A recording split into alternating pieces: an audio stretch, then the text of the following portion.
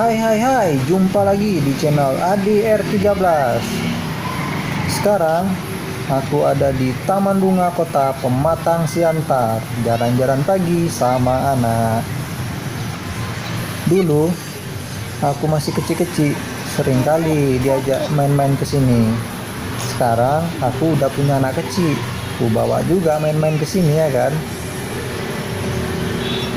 Dulu di Taman Bunga ini enak kali, sejuk, rapi, bersih, asri lah pokoknya. Kalau sekarang kalian tengoklah, banyak sampah di sana sini.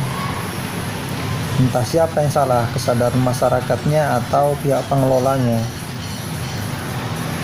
Dan dulu banyak permainannya di Taman Bunga ini. Ada ayunan, perosotan, jam-jotan, tiap sudut, di tengah ada semua. Kalau sekarang satu tempat aja, jadi kalau pas ramai ngantri. Dan dulu di Taman Bunga ini kalau pagi banyak yang senam pagi. Instrukturnya ada di atas pagoda. Nah, yang mengikuti senamnya di bawah penuh Taman Bunga ini. Kalau sekarang ada juga yang senam mak-mak.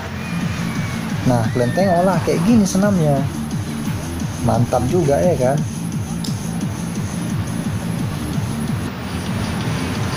Kalau dari dulu Taman Bunga ini tempat bermain, anak-anak berkumpul, keluarga, tempat olahraga pagi, sore.